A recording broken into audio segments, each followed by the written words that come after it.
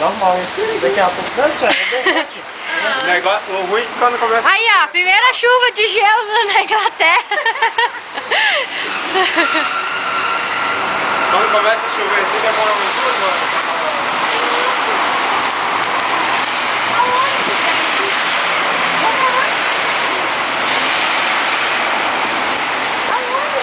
Olha, Thiago, vai lá então, bora lá. Bota aí gelo aí, Cristiano. Pega Olha o aí, gelo, deixa olha o eu gelo, olha o gelar. gelo. Olha a cabeça do senhor ali.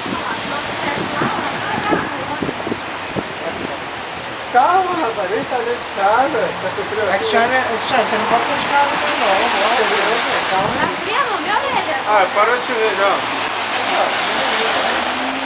Vou nem pegar um ônibus, ela tá...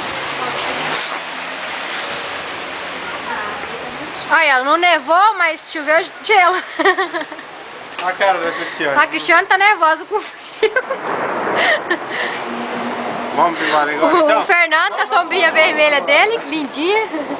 Bom, vamos voltar pro ponto de ônibus agora.